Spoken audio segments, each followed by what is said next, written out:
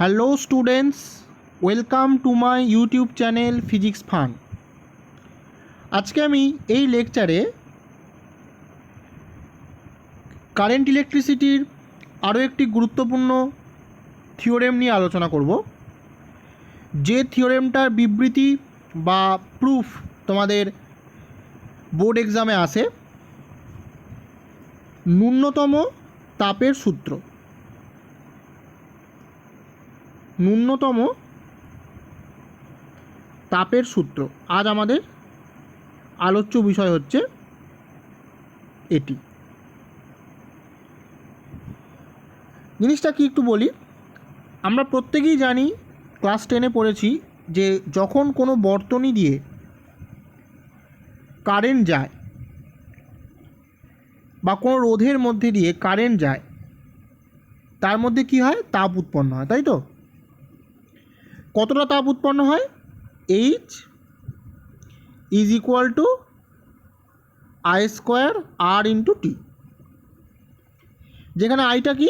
আইটা হচ্ছে প্রবাহ মাত্রা, অর্থাৎ এই রেজিস্ট্যান্সটা যদি আর হয়, তার মধ্যে দিয়ে যদি প্রবাহ মাত্রা আই হয় টি সময় ধরে, তাহলে এই রোধে যে তাপ উৎপন্ন হবে সেই তাপটা হচ্ছে H is equal to I square R টি।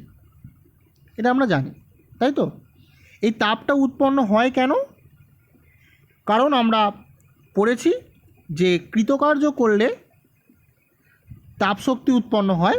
থার্মোডায়নামিক্সে পড়েছি আমরা ক্লাস 11-এ যে ডাব্লু হচ্ছে ইজ ভ্যারিজাস এইচ, অর্থাৎ ডাব্লু পরিমাণ কার্যকে যদি এইচ পরিমাণ তাপশক্তিতে রূপান্তরিত করা হয়, তাহলে W is proportional to H হয়, অর্থাৎ কৃতকার্য করলে তাপ উৎপন্ন হবে। তাহলে এখানে তাপ উৎপন্ন হচ্ছে মানে কি?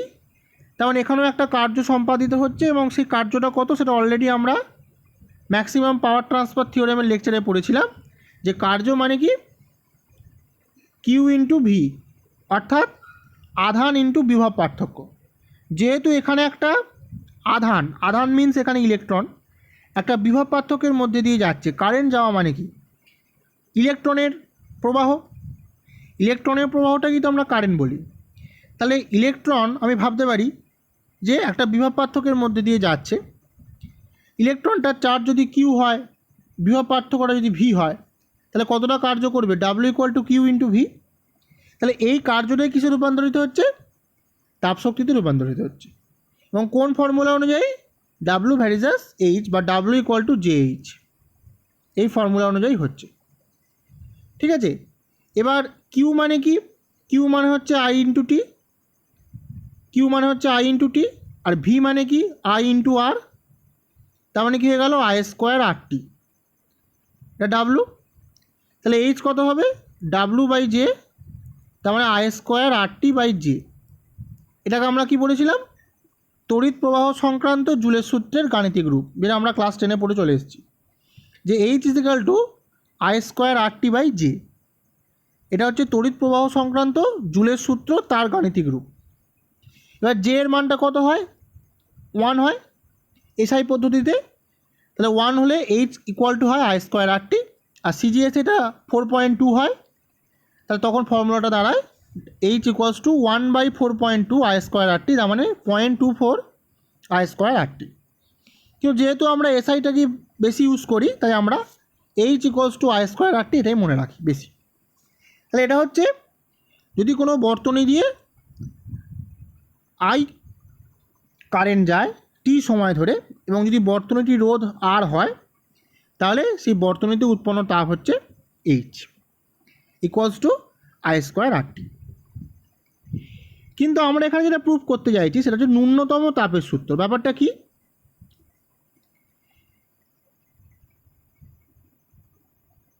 ব্যাপারটা হচ্ছে যে ধরো দুটো রোধ, আগে মুছি তারপর বলছি।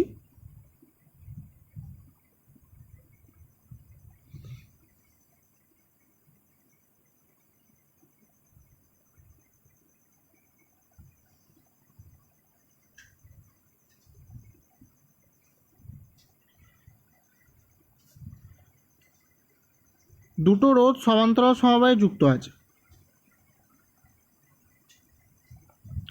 একটা রোধ হলো R1 আর একটা রোধ হলো R2। এখান দিয়ে I কারেন্ট যাচ্ছে। এই কারেন্টটা এসে এখানে দুটো ভাগে ভাগ হবে। এখান দিয়ে যাবে I1, এখান দিয়ে যাবে I মাইনাস I1।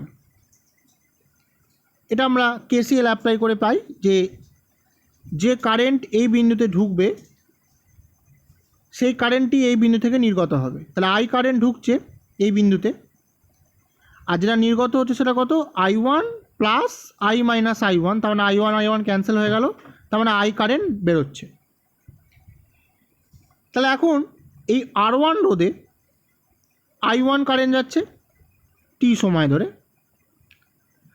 R2 রোধে I মাইনাস I1 কারেন্ট যাচ্ছে t সময় ধরে। তাহলে কতটা তাপ উৎপন্ন হচ্ছে R1 রোধে? H1 equals to I1 square R1 into T. তাহলে একক সময় উৎপন্ন তাপ কত? H1 by T I1 square into R1, একক সময় উৎপন্ন তাপ, বা আমি বলতে পারি তাপ উৎপন্ন হওয়ার হার। ঠিক আছে, এটা হচ্ছে প্রথম রোধে তাপ উৎপন্ন হওয়ার হার। দ্বিতীয় রোধে তাপ উৎপন্ন হওয়ার হার কী হবে? H2 বাই টি, সেটা হবে কি I2 স্কোয়ার ইন্টু R2, যেখানে I2টা কত? I মাইনাস I1, তাই তো? তাহলে I মাইনাস I1 তার স্কোয়ার ইন্টু R2। এটা হচ্ছে দ্বিতীয় রোধে উৎপন্ন তাপের হার। এবার ন্যূনতম তাপের সূত্র বলছে প্রবাহ বর্তনীর বিভিন্ন শাখায় এমনভাবে বিভাজিত হবে যাতে বর্তনীতে উদ্ভূত মোট তাপ সর্বনিম্ন হয়।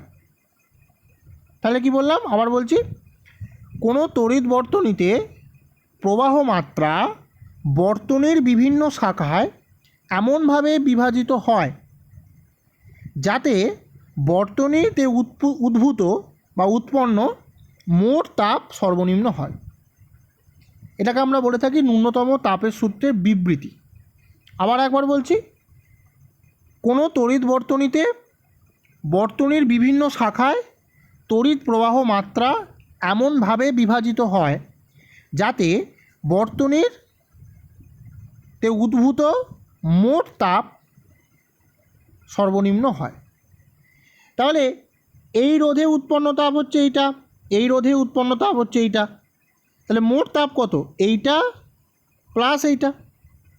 তাহলে করে ফেলি, তাহলে মোট তাপ কত হবে? মোট তাপ হচ্ছে, এটা মুছি, মোট তাপ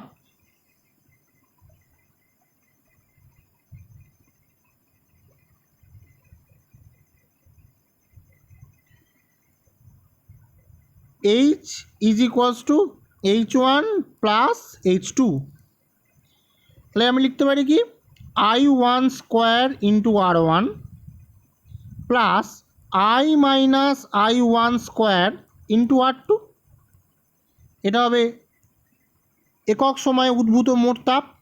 ঠিক আছে, মানে আমি H1 বাই টিটাকে H1ই ধরছি আর কি, মানে অ্যাকচুয়ালি এর মধ্যে টিটা ঢুকে আছে আর কি, মানে এর মধ্যে টিটা ইনক্লুড আছে আর কি, মানে আমি একক সময় ধরে নিচ্ছি ওটাকে।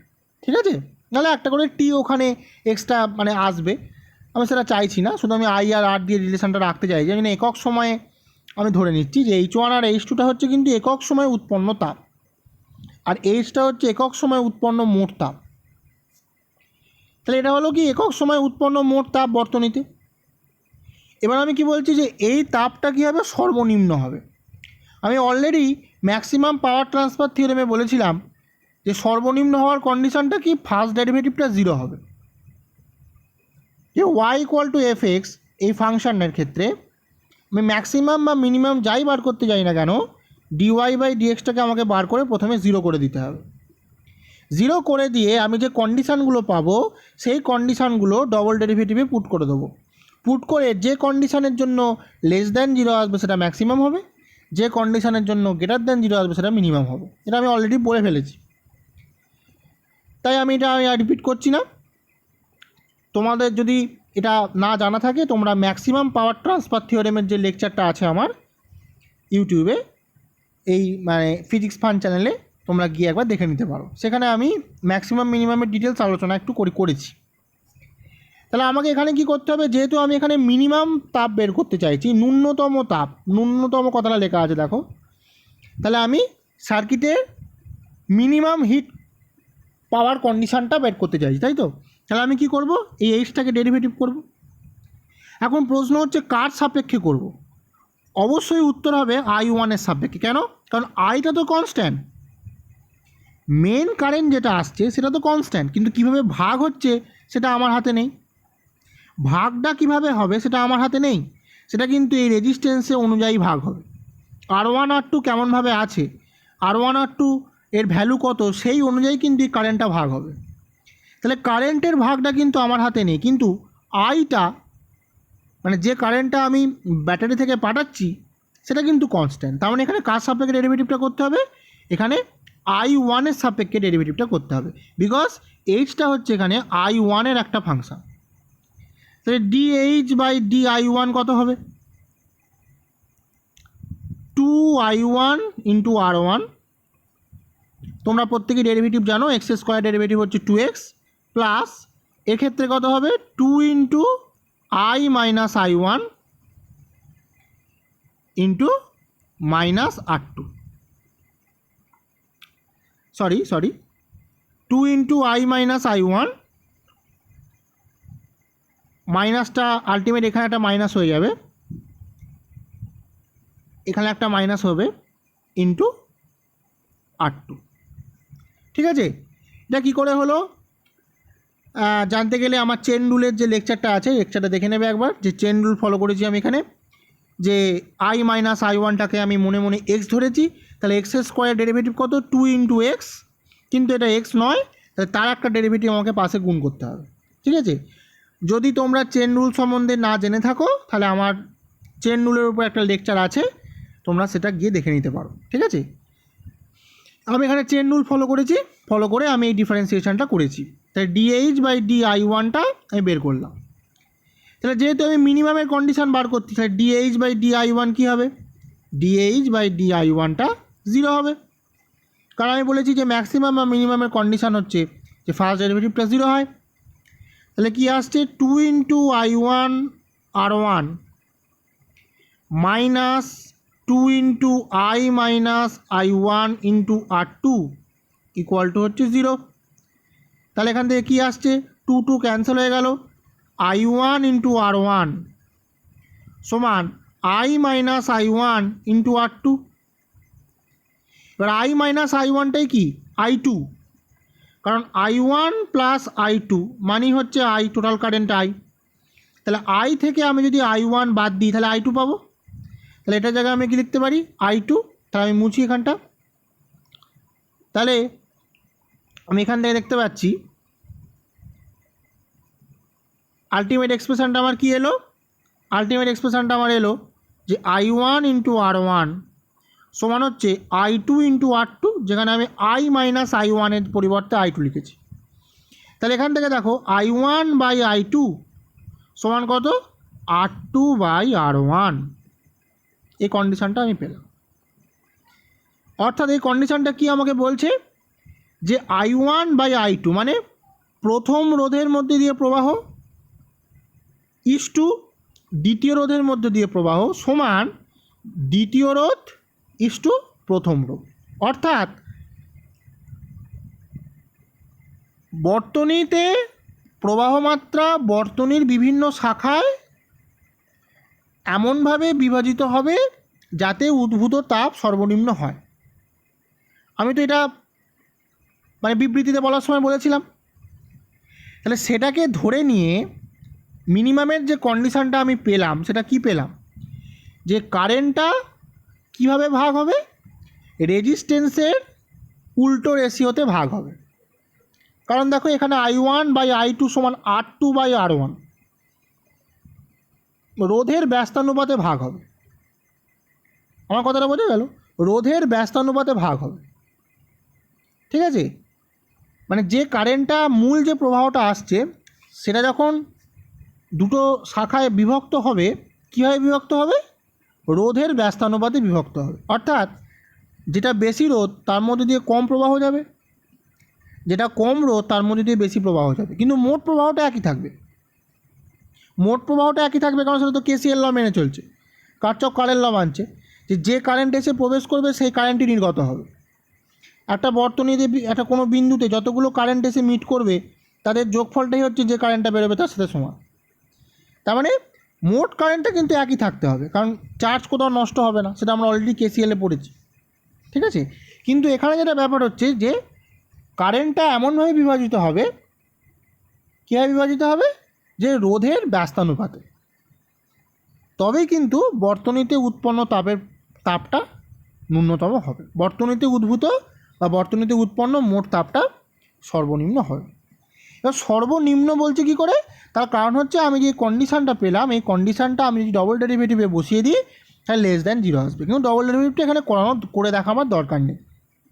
যেমন ওখানেও আমি বলে দিয়েছিলাম ম্যাক্সিমাম পাওয়ার ট্রান্সফার থিওরেমের জায়গায় যে আর ইকুয়াল টু আর যে কন্ডিশানটা এসেছিলো সেই কন্ডিশানটা ডবল ডেরিভেটিভে বসালে সেখানে কি আসতো? সেখানে লেস দ্যান জিরো আসতো, কারণ সেটা তো ম্যাক্সিমাম পাওয়ার ট্রান্সফার থিওরেম। কিন্তু এখানে কি ন্যূনতম মানে মিনিমাম, তাহলে এখানে কি আসবে? এখানে আমি যদি এই কন্ডিশানটা বসাই I1 R1 equal to I2 R2 double ডেরিভেটিভে মানে D2H বাই DI2, সেখানে আমি যদি বসাই তাহলে গ্রেটার দ্যান জিরো আসবে। সেটা আমি আর দেখাচ্ছি না বা দেখাবার দরকারও নেই পরীক্ষায়, তোমরা এইটুকু করে দেবে, ঠিক আছে। তাহলে সেখানে যদি বসাই তাহলে কি আসবে? সেটা D2H বাই DI2টা গ্রেটার দ্যান জিরো আসবে। তাহলে গ্রেটার দ্যান জিরো আসা মানে কিসের কন্ডিশান? সেটা অবশ্যই মিনিমামের কন্ডিশান, কারণ মিনিমামের ক্ষেত্রে একমাত্র ডবল ডেরিভেটিভটা গ্রেটার দ্যান জিরো হয়, আর ম্যাক্সিমামের ক্ষেত্রে double derivative less than zero হয়। তাহলে আলটিমেট আমরা এখান থেকে কী শিখলাম? প্রথমে আমরা ন্যূনতম তাপের সূত্রের বিবৃতিটা জানলাম যে কি বর্তনীর বিভিন্ন শাখায় তড়িৎ প্রবাহ এমনভাবে বিভাজিত হবে যাতে বর্তনীতে উদ্ভূত মোট তাপ সর্বনিম্ন হয়। এটা হচ্ছে স্টেটমেন্ট, এবং সেটা স্টেটমেন্টটা প্রুভ করতে গিয়ে আমি যে কন্ডিশানটা পেলাম সেটা কি পেলাম? যে সবসময় কারেন্টটা রেজিস্ট্যান্সের উল্টো রেশিওতে বা ব্যস্ত অনুপাতে ভাগ হবে। অর্থাৎ যার রেজিস্ট্যান্স বেশি তার ভেতর দিয়ে কম কারেন্ট যাবে, যার রেজিস্ট্যান্স কম তার মধ্যে দিয়ে বেশি কারেন্ট যাবে। এবং এটাই স্বাভাবিক, কারণ রেজিস্ট্যান্স যদি বেশি হয় তাহলে কারেন্ট তো কমে যাবে, রেজিস্ট্যান্স যদি কম হয় কারেন্টটা বেড়ে যাবে তার মধ্যে দিয়ে, তাই তো? এটা অলরেডি আমরা জানি, এবং কন্ডিশানটা আমি সেটাই পেলাম যে I1:I2 সমান হবে R2:R1, অর্থাৎ প্রবাহমাত্রার অনুপাত ইজ ইকুয়াল টু রোধের ব্যস্ত অনুপাত। I1/I2 মানে প্রবাহমাত্রা অনুপাত, R2/R1 মানে কি? রোধের ব্যস্ত অনুপাত। তাহলে প্রবাহমাত্রা অনুপাতটা রোধের ব্যস্ত অনুপাতের সাথে সমান। আমি একটা ছোট্ট এক্সাম্পল দিয়ে জিনিসটা একটু ক্লিয়ার করি। তাই ন্যূনতম তাপের সূত্রের বিবৃতি এবং এই প্রমাণটা তোমাদের কিন্তু বোর্ড পরীক্ষাতে আসে, ভালো করে করবে। যদি তোমাদের কোনো অসুবিধে থাকে তাহলে তোমরা কমেন্ট সেকশানে অবশ্যই জানাতে পারো, আমি তোমাদের উত্তর দেওয়ার চেষ্টা করব। আমি একটা এক্সাম্পল দিয়ে ব্যাপারটা একটু ক্লিয়ার করার চেষ্টা করি, আশা করছি তোমরা সবাই বুঝতে পারবে।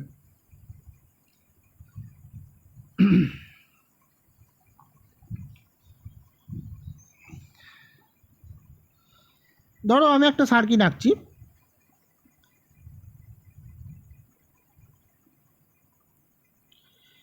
ধরো এর রেজিস্ট্যান্স হচ্ছে 5 ওহম, এর রেজিস্ট্যান্স হচ্ছে 10 ওহম, ঠিক আছে। ধরো এখানে আমি সাপোজ বলছি একটা কারেন্ট আসছে, আমি ধরে নিলাম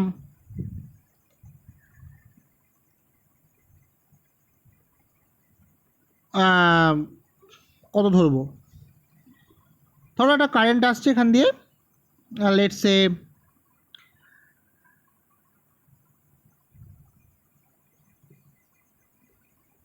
I কারেন্ট আসছে, হ্যাঁ I এর একটা ভ্যালু ধরি আমি, তাহলে তোমার বুঝতে সুবিধা হবে।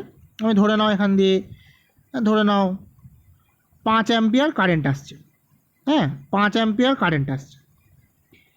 তাহলে ন্যূনতম তাপের সূত্র সবসময় মেনটেন হবে। তাহলে কী হবে? এই 5 অ্যাম্পিয়ার কারেন্টটা এই দুটো শাখায় এমনভাবে বিভক্ত হবে যাতে উদ্ভূত তাপটা সর্বনিম্ন হয়, উদ্ভূত তাপটা সর্বনিম্ন হয় এমনভাবে বিভাজিত হবে। তাহলে কীভাবে বিভাজিত হবে? তাহলে আমি যদি ধরে নিই যে এখান দিয়ে যাচ্ছে I1 কারেন্ট, তাহলে এখান দিয়ে কত যাবে? 5 মাইনাস I1 কারেন্ট যাবে। তাহলে I1 বাই 5 মাইনাস I1 সমান কত? R2 বাই R1, তার মানে 10/5। এটা কন্ডিশন। কারণ এখান দিয়ে যদি I1 যায় তাহলে এখান দিয়ে কত যাবে? 5 মাইনাস I1, কারণ এই দুটো যোগ করলে দেখো না I1 আর 5 মাইনাস I1 যোগ করলে কত হবে? 5 হবে।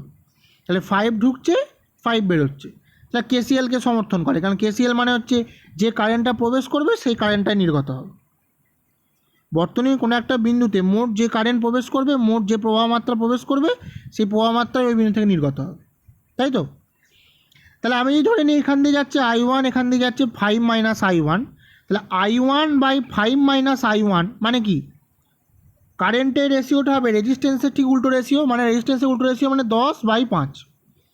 কারণ I1টা আমি 5-এর ধরেছি, 5 মাইনাস I1টা আমি 10-এর ধরেছি, তাহলে যখন রেশিও করবো তখন 10/5 হবে, তাহলে হচ্ছে 2। তাহলে যদি আমি ক্যালকুলেশন করি কত আসবে? 10 minus 2I1 equal to I1। তাহলে 3I1 ইকুয়াল টু হচ্ছে 10, তাহলে I1 কত? 10/3 অ্যাম্পিয়ার। তাহলে I2 কত? I2 হচ্ছে I মাইনাস I1 বা 5 মাইনাস I1, তাহলে 5 মাইনাস 10/3 অ্যাম্পিয়ার। তাহলে কত হবে? 15 মাইনাস 10 5/3 অ্যাম্পিয়ার। তাহলে কে বড়? 10/3 বড় না 5/3 বড়? অফকোর্স 10/3 বড়, 5/3 ছোট, তাই তো? 10/3 বড়, 5/3 ছোট। তার মানে কি? যে রেজিস্ট্যান্সটা কম, I1টা কার মধ্যে দিয়ে কারেন্ট? 5 ওহম দিয়ে কারেন্ট। তাহলে 5 ওহমের মধ্যে দিয়ে দেখো বেশি কারেন্ট যাচ্ছে। আর I2টা কি? 10 ওহম, তার মধ্যে দিয়ে কত কারেন্ট যাচ্ছে? 5/3 ওহম। তাহলে কারেন্টটা এমনভাবে ভাগ হবে যাতে উদ্ভূত তাপটা সর্বনিম্ন হয়। মানে এই অ্যাসোসিয়েট একটা আমি প্রবলেম দেখালাম, যেখানে 5 অ্যাম্পিয়ার ঢুকছে, তাহলে প্রত্যেকটা দিয়ে কতটা করে কারেন্ট যাবে সেটা ডিপেন্ড করে ন্যূনতম তাপের সূত্রের উপর। মানে সবসময় উৎপন্ন তাপটা সর্বনিম্ন হতে গেলে I1 বাই I2 সমান R2 বাই R1 হতে হবে। তারই আমি একটা অ্যাপ্লিকেশান দেখালাম যে প্রত্যেকটা দিয়ে কত করে কারেন্ট যাচ্ছে তোমাকে যদি বের করতে বলে, তাহলে তুমি কিন্তু এইভাবে বের করে ফেলতে পারবে। ঠিক আছে? এটা একটা সুবিধা কি? এই ন্যূনতম তাপের সূত্রে একটা সুবিধা কি? ধরো আমাদের বাড়িতে সমস্ত বৈদ্যুতিক যন্ত্র সমান্তরালযুক্ত থাকে। তা সমান্তরালযুক্ত থাকলে কী হবে? মূল প্রবাহ যেটা আসছে সেটা বিভিন্ন শাখায় এমনভাবে ভাঙবে যাতে উদ্ভূত তাপটা সর্বনিম্ন হয়। কারণ কি? তাপ মানে কি? একটা অবক্ষয়। তো তাপ মানে তাপশক্তিজনিত একটা অবক্ষয়, মানে তাপটা মানে কার্যটা তাপে রূপান্তরিত হচ্ছে। তার মানে কি? কার্যটা শক্তি ক্ষয় হচ্ছে, সেই শক্তি ক্ষয়টাই তাপ শক্তিতে রূপান্তরিত হচ্ছে। তার মানে আমি সবসময় কী চাইবো? শক্তি ক্ষয় যাতে কম হয়, মানে সেটাই আমার উদ্দেশ্য হবে। যে কার্য মানে শক্তি, একটা ইলেকট্রন নিম্ন বিভব থেকে উচ্চ বিভবের মধ্যে দিয়ে যাচ্ছে, মানে সেটা কার্য করছে। তাই কার্য মানে একটা শক্তি, তাই তো? সেই শক্তিটার একটা অংশ কী হচ্ছে? তাপ শক্তিতে রূপান্তরিত হচ্ছে। তাহলে আমি সবসময় কী চাইবো? যে তাপ শক্তিজনিত অবক্ষয়টা যাতে কম হয়, তাপ শক্তিজনিত অবক্ষয় যেন কম হয়। ঠিক আছে? ব্যাপারটা হচ্ছে সেই কারণেই আমাদের বাড়িতে সমস্ত বৈদ্যুতিক যন্ত্র সমান্তরাল সমবায়যুক্ত থাকে। তাহলে সেক্ষেত্রে মূল প্রবাহটা বর্তনীর বিভিন্ন শাখায়, পাখা বলো, লাইট বলো, বা বিভিন্ন যে প্রত্যেকটা যন্ত্রকে আমি যে সমান্তরালে কানেক্ট করেছি তাদের মধ্য দিয়ে এমনভাবে বিভাজিত হবে যাতে উদ্ভূত মোট তাপটা সর্বনিম্ন হয়। সেটা কী কোন সূত্র ফলো করবে? I1 বাই I2 সমান R2 বাই R1। অর্থাৎ রোধের মধ্যে দিয়ে প্রবাহ মাত্রা হবে রোধের ব্যস্ত অনুপাতে, রোধের মধ্যে দিয়ে প্রবাহ মাত্রা অনুপাত হচ্ছে রোধের ব্যস্ত অনুপাতের সাথে সমান। ঠিক আছে? আশা করি তোমরা বুঝতে পেরেছো, এবং তোমাদের যদি আরও কিছু সমস্যা থেকে থাকে তাহলে আমাকে কমেন্ট সেকশানে জানাতে পারো, আমি তোমাদের প্রবলেমগুলো সলভ করার চেষ্টা করব। ওকে, সবাই ভালো থেকো, থ্যাংক ইউ।